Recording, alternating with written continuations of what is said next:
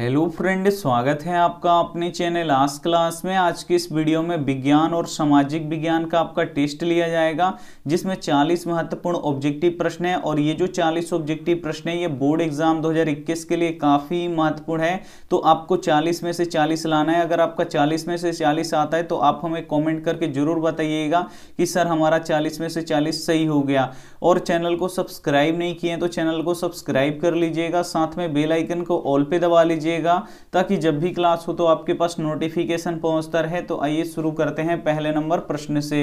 पहला नंबर प्रश्न है कि अमीबा किसके द्वारा अपना भोजन अंतर्ग्रहण करता है। काफी महत्वपूर्ण प्रश्न है कि अमीबा किसके द्वारा अपना भोजन अंतर्ग्रहण करता है। ए ऑप्शन है कुटपाद, बी ऑप्शन है परिवहन, सी ऑप्शन है भोजन रसधानी, डी ऑप्शन है केंद्रक। तो यहाँ पे आपको बताना है कि अमीबा किसके द्वारा अपना भोजन अंतर्ग्रहण करता है। तो ये कुटपाद के द्वारा करता है, इसे आपको याद रखना है। यानी यहाँ पे ए ऑप्शन क्या हो जाएगा, यहाँ पे बिल्कुल ही सही हो जाएगा। आइए देखते हैं अगला प्रश्न। 2 नंबर प्रश्न है कि इनमें से किस देश में मिश्रित अर्थव्यवस्था है। ये भी काफी महत्वपूर्ण प्रश्न है कि किस देश में मिश्रित अर्थव्यवस्था है। ए ऑप्शन है अमेरिका में, बी ऑप्शन है रूस में, सी ऑप्शन है भारत में, डी ऑप्शन है चीन में। तो यहाँ पे आपको बताना है कि किस देश में मिश्रित अर्थव्यवस्था है। तो भारत में मिश्रित अर्थव्यवस्था है, इसे आपको याद रखना है। काफी महत्वपूर्ण प्रश्न है, यानी यहाँ पे सी ऑप्शन क्या हो जाएगा, यहाँ पे बिल्कुल ही सही हो जाएगा। ये देखते हैं अगला प्रश्न। 3 नंबर प्रश्न है कि ग्रहणी भाग होता है। काफी महत्वपूर्ण प्रश्न है ये भी कि ग्रहणी किसका भाग होता है। ए ऑप्शन है मुख गुहा का, बी ऑप्शन है अमाशय का, सी ऑप्शन है छोटी आंत का, डी ऑप्शन है बड़ी आंत का। तो यहाँ पे आपको बताना है कि ग्रहणी किसका भाग होता है। तो जो ग्रहणी होता है ये छोटी आंत का भाग होता है, इसे आपको याद रखना है। यानी यहाँ पे सी ऑप्शन क्या हो जाएगा, यहाँ पे बिल्कुल ही सही हो जाएगा। ये देखते हैं अगला प्रश्न।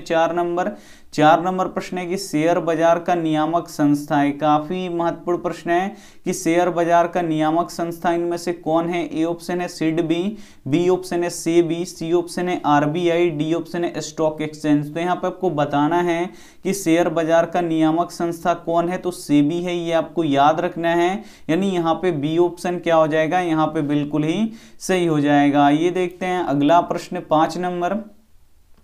5 नंबर प्रश्न है कि इंसुलिन की कमी से कौन सा रोग होता है। काफी महत्वपूर्ण प्रश्न है कि इंसुलिन की कमी से कौन सा रोग होता है। ए ऑप्शन है उच्च रक्तचाप, बी ऑप्शन है मधुमेह, सी ऑप्शन है घेंघाट, डी ऑप्शन है बौनापन। तो यहाँ पे आपको बताना है कि इंसुलिन की कमी से कौन सा रोग होता है। तो मधुमेह होता है, ये आपको याद रखना है। यानी यहाँ पे बी ऑप्शन क्या हो जाएगा, यहाँ पे बिल्कुल ही सही हो जाएगा। और जब शरीर में आयोडीन की कमी हो जाता है तब यहाँ पे घेंघा रोग होता है, तो ये भी साथ में आपको याद रखना है। काफी महत्वपूर्ण 40 ऑब्जेक्टिव प्रश्न है जो विज्ञान और सामाजिक विज्ञान का है। तो एक भी प्रश्न आप स्किप मत कीजिएगा। वीडियो को आप लोग प्लीज शुरू से लेकर अंत तक देखिएगा और आप लोग 40 में से 40 लाने का कोशिश कीजिएगा। ये देखते हैं अगला प्रश्न। यहाँ पे 6 नंबर प्रश्न है कि निम्न में से कौन नीति आयोग का पदेन अध्यक्ष होता है। काफी महत्वपूर्ण प्रश्न है, इसमें से आपको बताना है कि कौन नीति आयोग का पदेन अध्यक्ष होता है। ए ऑप्शन है प्रधानमंत्री, बी ऑप्शन है योजना मंत्री, सी ऑप्शन है राष्ट्रपति, डी ऑप्शन है मुख्यमंत्री। तो यहाँ पे आपको बताना है कि निम्न में से कौन नीति आयोग का पदेन अध्यक्ष होता है। तो जो प्रधानमंत्री होते हैं वो क्या होते हैं, नीति आयोग के पदेन अध्यक्ष होते हैं। यानी यहाँ पे ए ऑप्शन क्या हो जाएगा, यहाँ पे बिल्कुल ही सही हो जाएगा। ये देखते हैं अगला प्रश्न। 7 नंबर प्रश्न है कि रक्त किसके कारण से लाल दिखाई देता है। ये भी काफी महत्वपूर्ण प्रश्न है कि रक्त किसके कारण से लाल दिखाई देता है। ए ऑप्शन है हीमोग्लोबिन के कारण से, बी ऑप्शन है प्लेटलेट्स के कारण से, सी ऑप्शन है प्लाज्मा के कारण से, डी ऑप्शन है लसिका के कारण से। तो यहाँ पे आपको बताना है कि रक्त किसके कारण से लाल दिखाई देता है। तो जो रक्त है ये हीमोग्लोबिन के कारण से लाल दिखाई देता है, इसे आपको याद रखना है। काफी महत्वपूर्ण प्रश्न है, यानी यहाँ पे ए ऑप्शन क्या हो जाएगा, यहाँ पे बिल्कुल ही सही हो जाएगा। ये देखते हैं अगला प्रश्न। 8 नंबर प्रश्न है कि फूट डालो और राज करो की नीति किसने अपनाई। काफी महत्वपूर्ण प्रश्न है 8 नंबर भी कि फूट डालो और राज करो की नीति किसने अपनाई। ए ऑप्शन है अंग्रेजों ने, बी ऑप्शन है व्यवसाय प्रधानों ने, सी ऑप्शन है मुगलों ने, डी ऑप्शन है राजाओं ने। तो यहाँ पे आपको बताना है कि फूट डालो और राज करो की नीति किसने अपनाई थी, तो ये अंग्रेजों ने अपनाई थी, यानी यहाँ पे ए ऑप्शन क्या हो जाएगा, यहाँ पे बिल्कुल ही सही हो जाएगा। ये देखते हैं अगला प्रश्न 9 नंबर प्रश्न की वे पदार्थ जो जैव प्रक्रम द्वारा अपघटित हो जाते हैं उसे क्या कहते हैं। काफी महत्वपूर्ण प्रश्न है कि वे पदार्थ जो जैव प्रक्रम के द्वारा अपघटित हो जाते हैं यानी सड़ गल जाते हैं उसे क्या कहते हैं। ए ऑप्शन है जैव निम्नकरणीय, बी ऑप्शन है अजैव निम्नकरणीय, सी ऑप्शन है अक्रिय, डी ऑप्शन है पर्यावरण। तो यहाँ पे आपको बताना है कि वे पदार्थ जो जैव प्रक्रम द्वारा अपघटित हो जाते हैं उसे क्या कहते हैं, तो उसे जैव निम्नकरणीय कहते हैं, यानी यहाँ पे ए ऑप्शन क्या हो जाएगा, यहाँ पे बिल्कुल ही सही हो जाएगा।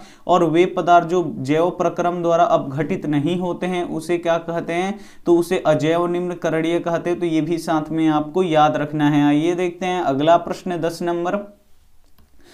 नंबर प्रश्न है कि राष्ट्रीय आय का अनुमान सबसे पहले किसने लगाया। काफी महत्वपूर्ण प्रश्न है कि राष्ट्रीय आय का अनुमान सबसे पहले किसने लगाया। ए ऑप्शन है महात्मा गांधी ने, बी ऑप्शन है नेहरू जी ने, सी ऑप्शन है राजेंद्र प्रसाद ने, डी ऑप्शन है दादा भाई नौरोजी ने। तो यहाँ पे आपको बताना है कि राष्ट्रीय आय का अनुमान सबसे पहले किसने लगाया, तो दादा भाई नौरोजी ने लगाया। ये आपको याद रखना है, यानी यहाँ पे डी ऑप्शन क्या हो जाएगा, यहाँ पे बिल्कुल ही सही हो जाएगा। और राष्ट्रीय आय का अनुमान किसने लगाया, तो दादा भाई नौरोजी ने लगाया, इसे आपको याद रखना है। आइए देखते हैं अगला प्रश्न यहाँ पे 11 नंबर प्रश्न है कि यूरो 2 का संबंध किससे है। काफी महत्वपूर्ण प्रश्न है कि यूरो 2 का संबंध किससे है। ए ऑप्शन है वायु प्रदूषण से, बी ऑप्शन है जल प्रदूषण से, सी ऑप्शन है मृदा प्रदूषण से, डी ऑप्शन है कोई नहीं। तो यहाँ पे आपको बताना है कि यूरो 2 का संबंध किससे है, तो वायु प्रदूषण से है, इसे आपको याद रखना है। यानी यहाँ पे ए ऑप्शन क्या हो जाएगा, यहाँ पे बिल्कुल ही सही हो जाएगा।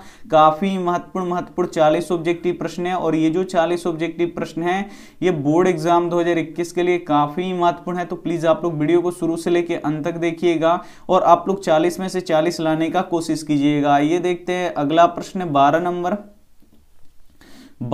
प्रश्न है कि वायुमंडल को कितने परतों में बांटा गया है। काफी महत्वपूर्ण प्रश्न है कि वायुमंडल को कितने परतों में बांटा गया है। ए ऑप्शन है 4, बी ऑप्शन है 5, सी ऑप्शन है 3, डी ऑप्शन है 6। तो यहाँ पे आपको बताना है कि वायुमंडल को कितने परतों में बांटा गया है, तो वायुमंडल को 5 परतों में बांटा गया है, इसे आपको याद रखना है। यानी यहाँ पे बी ऑप्शन क्या हो जाएगा, यहाँ पे बिल्कुल ही सही हो जाएगा। ये देखते हैं अगला प्रश्न 13 नंबर भी प्रश्न काफी महत्वपूर्ण है कि भारतीय रिजर्व बैंक की स्थापना कब हुई थी। काफी महत्वपूर्ण प्रश्न है कि भारतीय रिजर्व बैंक की स्थापना कब हुई थी। ए ऑप्शन है 1934 में, बी ऑप्शन है 1935 में, सी ऑप्शन है 1948 में, डी ऑप्शन है 1951 में। तो यहाँ पे आपको बताना है कि भारतीय रिजर्व बैंक की स्थापना कब हुई थी, तो 1 अप्रैल 1935 ईस्वी को हुई थी, इसे आपको याद रखना है। यानी यहाँ पे बी ऑप्शन क्या हो जाएगा, यहाँ पे बिल्कुल ही सही हो जाएगा। ये देखते हैं अगला प्रश्न 14 नंबर प्रश्न है कि पौधों में टैनिन कहाँ संचित रहता है। काफी महत्वपूर्ण प्रश्न है कि पौधों में टैनिन कहाँ संचित रहता है। ए ऑप्शन है पत्ती में, बी ऑप्शन है छाल में, सी ऑप्शन है जड़ में, डी ऑप्शन है फूल में। तो यहाँ पे आपको बताना है कि पौधों में टैनिन कहाँ संचित रहता है, तो छालों में संचित रहता है, इसे आपको याद रखना है। यानी यहाँ पे बी ऑप्शन क्या हो जाएगा, यहाँ पे बिल्कुल ही सही हो जाएगा। और टैनिन क्या होता है, तो पौधों का उत्सर्जी पदार्थ होता है, तो ये भी साथ में आपको याद रखना है। आइए देखते हैं अगला प्रश्न यहाँ पे 15 नंबर प्रश्न है कि भारत का केंद्रीय बैंक कौन सा है। काफी महत्वपूर्ण प्रश्न है कि भारत का केंद्रीय बैंक कौन सा है। ए ऑप्शन है Reserve Bank of India, B option है क्षेत्रीय ग्रामीण बैंक, सी ऑप्शन है State Bank of India, D option है पंजाब नेशनल बैंक। तो यहाँ पे आपको बताना है कि भारत का केंद्रीय बैंक कौन सा है, तो रिजर्व बैंक ऑफ इंडिया है, इसे आपको याद रखना है। यानी यहाँ पे ए ऑप्शन क्या हो जाएगा, यहाँ पे बिल्कुल ही सही हो जाएगा। और रिजर्व बैंक ऑफ इंडिया को बैंकों का बैंक कहा जाता है, तो ये भी साथ में आपको याद रखना है। आइए देखते हैं अगला प्रश्न यहाँ पे 16 नंबर प्रश्न है कि आकाश का नीला रंग होने का कारण है। काफी महत्वपूर्ण प्रश्न है कि आकाश का नीला रंग होने का क्या कारण है। ए ऑप्शन है प्रकाश का परावर्तन, बी ऑप्शन है प्रकाश का अपवर्तन, सी ऑप्शन है प्रकाश का प्रकीर्णन, डी ऑप्शन है प्रकाश का वर्णविक्षेपण। तो यहाँ पे आपको बताना है कि आकाश का नीला रंग होने का क्या कारण है, तो प्रकाश का प्रकीर्णन है। प्रकाश के प्रकीर्णन के ही कारण नीले रंग का प्रकीर्णन सबसे अधिक होता है, इसीलिए जो आकाश होता है वो नीला दिखाई देता है। यानी यहाँ पे सी ऑप्शन क्या हो जाएगा, यहाँ पे बिल्कुल ही सही हो जाएगा। ये देखते हैं अगला प्रश्न यहाँ पे 17 नंबर प्रश्न है कि नरेगा एक कार्यक्रम है। ए ऑप्शन है जिला स्तर का, बी ऑप्शन है राष्ट्रीय स्तर का, सी ऑप्शन है प्रांतीय स्तर का, डी ऑप्शन है विश्व स्तर का। तो यहाँ पे आपको बताना है कि नरेगा एक कार्यक्रम है जो राष्ट्रीय स्तर का है, यानी यहाँ पे बी ऑप्शन क्या हो जाएगा, यहाँ पे बिल्कुल ही सही हो जाएगा। और नरेगा में ग्रामीण किसानों को कितने दिनों तक रोजगार देने का ये वादा करता है, तो ये 100 दिनों का रोजगार देता है नरेगा। तो ये आपको यहाँ पे साथ में याद रखना है। और जो यहाँ पे नरेगा है ये कार्यक्रम है राष्ट्रीय स्तर का, तो ये भी साथ में आपको याद रखना है। आइए देखते हैं अगला प्रश्न 18 नंबर प्रश्न है कि कार्बन क्या है। यहाँ पे आपको बताना है कि कार्बन क्या है। ए ऑप्शन है धातु, बी ऑप्शन है अधातु, सी ऑप्शन है उपधातु, डी ऑप्शन है इनमें से कोई नहीं। तो यहाँ पे आपको बताना है कि कार्बन क्या है, तो कार्बन अधातु है, इसे आपको याद रखना है। यानी यहाँ पे बी ऑप्शन क्या हो जाएगा, यहाँ पे बिल्कुल ही सही हो जाएगा। और कार्बन के 2 अप्रूप कौन कौन से होते हैं, तो हीरा और ग्रेफाइट होता है, तो ये भी साथ में आपको याद रखना है। आइए देखते हैं अगला प्रश्न 19 नंबर प्रश्न है कि आज भी ऋण प्राप्त करने का सबसे लोकप्रिय स्रोत है। ए ऑप्शन है बैंक, बी ऑप्शन है रिश्तेदार, सी ऑप्शन है महाजन, डी ऑप्शन है घर वाले। तो यहाँ पे आपको बताना है कि आज भी ऋण प्राप्त करने का सबसे लोकप्रिय स्रोत क्या है, तो महाजन है, ये आपको याद रखना है। यानी यहाँ पे सी ऑप्शन क्या हो जाएगा, यहाँ पे बिल्कुल ही सही हो जाएगा। ये देखते हैं अगला प्रश्न 20 नंबर प्रश्न है कि बायोगैस का मुख्य घटक है। यहाँ पे आपको बताना है कि जो बायोगैस होता है इसका मुख्य घटक क्या होता है। ए ऑप्शन है मीथेन, बी ऑप्शन है एथेन, सी ऑप्शन है ब्यूटेन, डी ऑप्शन है हाइड्रोजन गैस। तो यहाँ पे आपको बताना है कि बायोगैस का मुख्य घटक क्या होता है, तो मीथेन होता है, इसे आपको याद रखना है। यानी यहाँ पे ए ऑप्शन क्या हो जाएगा, यहाँ पे बिल्कुल ही सही हो जाएगा। और मीथेन का यहाँ पे रासायनिक सूत्र क्या होता है, तो CH4 होता है, तो ये भी साथ में आपको याद रखना है। और जो LPG होता है, जो हमारे घरों में होता है, जो LPG सिलेंडर, उसमें उसका मुख्य घटक क्या होता है, तो उसका मुख्य घटक ब्यूटेन होता है, तो ये भी साथ में आपको याद रखना है। आइए देखते हैं अगला प्रश्न 21 नंबर प्रश्न है कि रूस की मुद्रा है। यहाँ पे आपको बताना है कि रूस की मुद्रा क्या है। ए ऑप्शन है रूबल, बी ऑप्शन है डॉलर, सी ऑप्शन है रियाल, डी ऑप्शन है पौंड। काफी महत्वपूर्ण प्रश्न है, तो एक भी प्रश्न आप स्किप मत कीजिएगा। वीडियो को प्लीज आप लोग शुरू से लेके अंत तक जरूर देखिएगा। 21 नंबर प्रश्न है कि रूस की मुद्रा है। यहाँ पे आपको बताना है कि रूस की मुद्रा क्या है, तो रूस की मुद्रा रूबल है, ये आपको याद रखना है। यानी यहाँ पे ए ऑप्शन क्या हो जाएगा, यहाँ पे बिल्कुल ही सही हो जाएगा। और विश्व का सबसे बड़ा देश कौन है, तो रूस है, तो ये भी साथ में आपको याद रखना है। आइए देखते हैं अगला प्रश्न 22 नंबर प्रश्न है कि क्लोरोफिल वर्णक का रंग होता है। काफी महत्वपूर्ण प्रश्न है कि क्लोरोफिल वर्णक का रंग कैसा होता है। ए ऑप्शन है हरा, बी ऑप्शन है लाल, सी ऑप्शन है नीला, डी ऑप्शन है काला। तो यहाँ पे आपको बताना है कि क्लोरोफिल वर्णक का रंग कैसा होता है, तो ये हरा होता है, इसे आपको याद रखना है। यानी यहाँ पे ए ऑप्शन क्या हो जाएगा, यहाँ पे बिल्कुल ही सही हो जाएगा। ये देखते हैं अगला प्रश्न 23 नंबर प्रश्न है कि मलबे के नीचे दबे हुए लोगों को पता लगाने के लिए किस यंत्र की मदद ली जाती है। काफी महत्वपूर्ण प्रश्न है कि मलबे के नीचे दबे हुए लोगों को पता लगाने के लिए किस यंत्र की मदद ली जाती है। ए ऑप्शन है दूरबीन का, बी ऑप्शन है इंफ्रारेड कैमरे का, सी ऑप्शन है हेलीकॉप्टरों का, डी ऑप्शन है टेलीस्कोप का। तो यहाँ पे आपको बताना है कि मलबे के नीचे दबे हुए लोगों को पता लगाने के लिए किस यंत्र की मदद ली जाती है, तो इंफ्रारेड कैमरे की मदद ली जाती है। यानी यहाँ पे बी ऑप्शन क्या हो जाएगा, यहाँ पे बिल्कुल ही सही हो जाएगा। ये देखते हैं अगला प्रश्न यहाँ पे 24 नंबर प्रश्न है कि ताजे दूध का पीएच मान होता है। काफी महत्वपूर्ण प्रश्न है कि ताजे दूध का पीएच मान कितना होता है। ए ऑप्शन है 4, बी ऑप्शन है 5, सी ऑप्शन है 8, डी ऑप्शन है यहाँ पे 6। तो यहाँ पे आपको बताना है कि ताजे दूध का पीएच मान कितना होता है, तो 6 होता है, इसे आपको याद रखना है। यानी यहाँ पे डी ऑप्शन क्या हो जाएगा, यहाँ पे बिल्कुल ही सही हो जाएगा। ये देखते हैं अगला प्रश्न 25 नंबर प्रश्न है कि निम्न में से कौन सा राज्य सूखे से सर्वाधिक ग्रस्त है। काफी महत्वपूर्ण प्रश्न है 25 नंबर कि निम्न में से कौन सा राज्य सूखे से सर्वाधिक ग्रस्त है। ए ऑप्शन है पंजाब, बी ऑप्शन है उत्तराखंड, सी ऑप्शन है राजस्थान, डी ऑप्शन है बिहार। तो यहाँ पे आपको बताना है कि निम्न में से कौन सा राज्य सूखे से सर्वाधिक ग्रस्त है। तो जो राजस्थान है ये क्या है, सूखे से सर्वाधिक ग्रस्त है, यानी यहाँ पे सी ऑप्शन क्या हो जाएगा, यहाँ पे बिल्कुल ही सही हो जाएगा। काफी महत्वपूर्ण 40 ऑब्जेक्टिव प्रश्न है, और ये जो 40 ऑब्जेक्टिव प्रश्न है ये बोर्ड एग्जाम 2021 के लिए काफी महत्वपूर्ण है। तो प्लीज आप लोग वीडियो को शुरू से लेकर अंत तक देखिएगा और आप लोग 40 में से 40 लाने का कोशिश कीजिएगा। ये देखते हैं अगला प्रश्न 26 नंबर प्रश्न है कि लेंस की क्षमता निकालने का सूत्र है। इसमें से आपको बताना है कि लेंस की क्षमता निकालने का सूत्र इसमें से कौन सा है। तो वो होता है P बराबर 1/f होता है, इसे आपको याद रखना है, यानी यहाँ पे बी ऑप्शन क्या हो जाएगा, यहाँ पे बिल्कुल ही सही हो जाएगा। लेंस की क्षमता निकालने का सूत्र क्या होता है, तो P बराबर 1/f होता है, ये यहाँ पे आपको क्या रखना है, याद रखना है। आइए देखते हैं अगला प्रश्न यहाँ पे 27 नंबर प्रश्न है कि इनमें से कौन विनाशकारी आपदा है। काफी महत्वपूर्ण प्रश्न है, इसमें से आपको बताना है कि कौन विनाशकारी आपदा है। ए ऑप्शन है भूस्खलन, बी ऑप्शन है सुनामी, सी ऑप्शन है बाढ़, डी ऑप्शन है भूकंप। तो इसमें से आपको बताना है कि कौन विनाशकारी आपदा है। तो यहाँ पे देखिए जो भूकंप है ये क्या है, विनाशकारी आपदा है, इसे आपको याद रखना है, यानी यहाँ पे डी ऑप्शन क्या हो जाएगा, यहाँ पे बिल्कुल ही सही हो जाएगा। ये देखते हैं अगला प्रश्न 28 नंबर प्रश्न है कि अष्टक नियम के प्रतिपादक कौन थे। काफी महत्वपूर्ण प्रश्न है कि अष्टक नियम के प्रतिपादन कौन थे।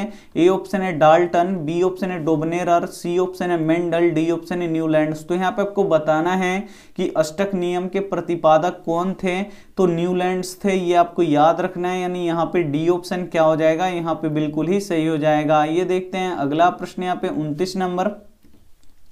29 नंबर प्रश्न है कि गोंडवाना समूह में किसका निर्माण हुआ था। काफी महत्वपूर्ण प्रश्न है कि गोंडवाना समूह में किसका निर्माण हुआ था। ए ऑप्शन है सोना का, बी ऑप्शन है हीरा का, सी ऑप्शन है कोयला का, डी ऑप्शन है चांदी का। तो यहाँ पे आपको बताना है कि गोंडवाना समूह में किसका निर्माण हुआ था, तो कोयले का निर्माण हुआ था, ये आपको याद रखना है, यानी यहाँ पे सी ऑप्शन क्या हो जाएगा, यहाँ पे बिल्कुल ही सही हो जाएगा। ये देखते हैं अगला प्रश्न 30 नंबर प्रश्न है कि प्राकृतिक में पाई जाने वाली सबसे कठोर पदार्थ है। काफी महत्वपूर्ण प्रश्न है 30 नंबर कि प्राकृतिक में पाई जाने वाली सबसे कठोर पदार्थ कौन है। ए ऑप्शन है सोना, बी ऑप्शन है चांदी, सी ऑप्शन है लोहा, डी ऑप्शन है हीरा। तो यहाँ पे आपको बताना है कि प्राकृतिक में पाई जाने वाली सबसे कठोर पदार्थ क्या है, तो वो हीरा है, ये आपको याद रखना है, यानी यहाँ पे डी ऑप्शन क्या हो जाएगा, यहाँ पे बिल्कुल ही सही हो जाएगा। ये देखते हैं अगला प्रश्न 31 नंबर प्रश्न है कि दूध के उत्पादन में लाई गई क्रांति कौन सी है। काफी महत्वपूर्ण प्रश्न है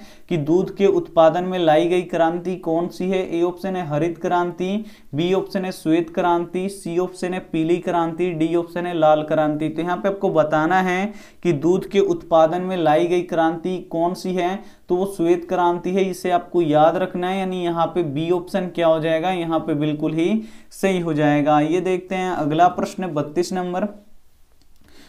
नंबर प्रश्न है कि अवायवीय श्वसन कोशिका के किस भाग में होता है। ये भी काफी महत्वपूर्ण प्रश्न है कि अवायवीय श्वसन कोशिका के किस भाग में होता है। ए ऑप्शन है कोशिका द्रव में, बी ऑप्शन है कोशिका झिल्ली में, सी ऑप्शन है राइबोसोम में, डी ऑप्शन है केंद्रक में। तो यहाँ पे आपको बताना है कि अवायवीय श्वसन कोशिका के किस भाग में होता है, तो कोशिका के द्रव में होता है, ये आपको याद रखना है, कोशिका द्रव में, यानी यहाँ पे ए ऑप्शन क्या हो जाएगा, यहाँ पे बिल्कुल ही सही हो जाएगा।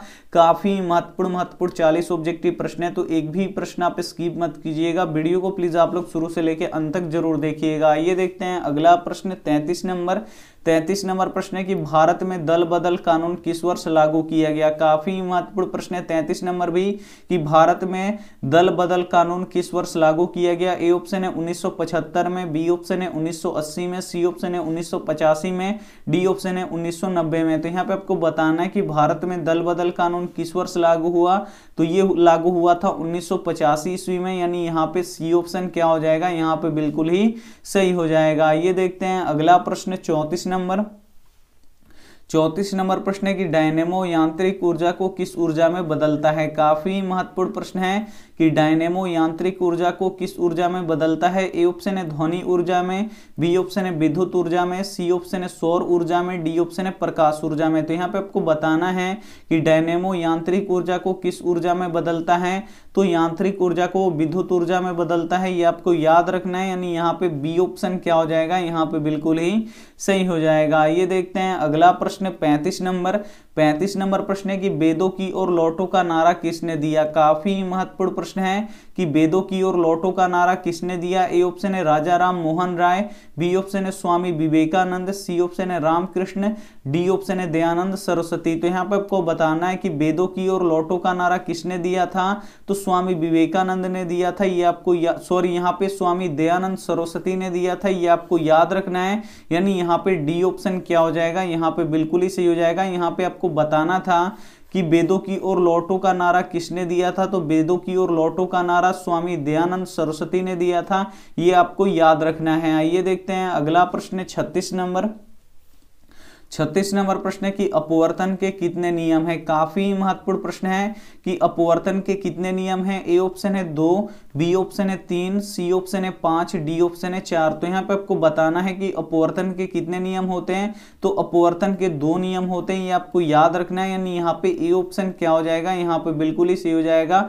एक प्रश्न ये भी पूछता है कि परावर्तन के कितने नियम होते हैं, तो परावर्तन के ही दो ही नियम होते हैं, तो ये भी साथ में आपको याद रखना है। आइए देखते हैं अगला प्रश्न है 37 नंबर। 37 नंबर प्रश्न है कि लखनऊ समझौता किस वर्ष हुआ। काफी महत्वपूर्ण प्रश्न है कि लखनऊ समझौता किस वर्ष हुआ। ए ऑप्शन है 1916 में, बी ऑप्शन है 1918 में, सी ऑप्शन है 1920 में, डी ऑप्शन है 1922 में। तो यहाँ पे आपको बताना है कि लखनऊ समझौता किस वर्ष हुआ, तो लखनऊ समझौता 1916 ईस्वी में हुआ, ये आपको याद रखना है। यानी यहाँ पे ए ऑप्शन क्या हो जाएगा, यहाँ पे बिल्कुल ही सही हो जाएगा। आइए देखते हैं अगला प्रश्न 38 नंबर। 38 नंबर प्रश्न है कि रक्त का पीएच मान कितना होता है। काफी महत्वपूर्ण प्रश्न है कि रक्त का पीएच मान कितना होता है। ए ऑप्शन है 5, बी ऑप्शन है 3, सी ऑप्शन है 7.4, डी ऑप्शन है 6। तो यहाँ पे आपको बताना है कि रक्त का पीएच मान कितना होता है, तो रक्त का पीएच मान 7.4 होता है, इसे आपको याद रखना है। काफी महत्वपूर्ण प्रश्न है, यानी यहाँ पे सी ऑप्शन क्या हो जाएगा, यहाँ पे बिल्कुल ही सही हो जाएगा। ये देखते हैं अगला प्रश्न यहाँ पे 39 नंबर। 39 नंबर प्रश्न है कि हुआ हुआ आंदोलन किस प्रकृति का था। काफी महत्वपूर्ण प्रश्न है कि हुआ हुआ आंदोलन किस प्रकृति का था। ए ऑप्शन है क्रांतिकारी, बी ऑप्शन है धार्मिक, सी ऑप्शन है सांप्रदायिक, डी ऑप्शन है क्रांतिकारी और धार्मिक दोनों। तो यहाँ पे आपको बताना है कि हुआ हुआ आंदोलन किस प्रकृति का था, तो ये क्रांतिकारी और धार्मिक दोनों था। यानी यहाँ पे डी ऑप्शन क्या हो जाएगा, यहाँ पे बिल्कुल ही सही हो जाएगा। ये देखते हैं अगला प्रश्न 40 नंबर और अंतिम प्रश्न 40 नंबर प्रश्न की किस लेंस को अभिसारी लेंस कहते हैं। काफी महत्वपूर्ण प्रश्न है कि किस लेंस को अभिसारी लेंस कहते हैं। ए ऑप्शन है अवतल लेंस को, बी ऑप्शन है उत्तल लेंस को, सी ऑप्शन है समतल लेंस को, डी ऑप्शन है उत्तल दर्पण को। तो यहाँ पे आपको बताना है कि किस लेंस को अभिसारी लेंस कहते हैं। तो यहाँ पे देखिए अभिसारी लेंस, यहाँ पे देखिए उत्तल लेंस को अभिसारी लेंस कहते हैं, यानी यहाँ पे बी ऑप्शन क्या हो जाएगा, यहाँ पे बिल्कुल ही सही हो जाएगा। और अवतल लेंस को अपसारी लेंस कहते हैं, तो ये भी साथ में आपको याद रखना है। आपने यहाँ पे 40 ऑब्जेक्टिव प्रश्न सॉल्व कर लिए हैं, तो अब आप हमें कमेंट करके बता दीजिए कि आपका 40 में से 40 सही हुआ या नहीं हुआ, और 40 में से आपका कितना आया वो हमें कमेंट करके फटाफट बता दीजिए। और यहाँ पे होमवर्क प्रश्न भी साथ में देख लीजिए। होमवर्क प्रश्न है कि किसकी सहायता से हम किसी वस्तु को देखते हैं। ये भी काफी महत्वपूर्ण प्रश्न है कि किसकी सहायता से हम किसी वस्तु को देखते हैं। ए ऑप्शन है हवा की सहायता से, बी ऑप्शन है जल की सहायता से, सी ऑप्शन है पानी की सहायता से, डी ऑप्शन है प्रकाश की सहायता से। तो यहाँ पे देखिए इसका जवाब आपको क्या करना है, कमेंट बॉक्स में देना है। ये आपका होमवर्क प्रश्न है, तो इसका जवाब आप लोग कमेंट बॉक्स में जरूर दीजिएगा और आप हमें अपना स्कोर बता दीजिए। जो बच्चे अभी तक नहीं बताए हैं प्लीज आप लोग बता दीजिए। वीडियो को लाइक नहीं किए हैं तो प्लीज आप लोग वीडियो को लाइक कर दीजिए, अपने दोस्तों के पास इस वीडियो को जरूर शेयर कीजिएगा। चैनल को सब्सक्राइब नहीं किए हैं तो चैनल को सब्सक्राइब करके साथ में बेल आइकन को ऑल पे दबा लीजिएगा, ताकि जब भी क्लास हो तो आपके पास नोटिफिकेशन पहुंचता रहे। थैंक यू फॉर वॉचिंग, मिलते हैं अगले वीडियो में। तब तक अपना ध्यान रखिए, मन लगा के पढ़ाई कीजिए। Take care and bye.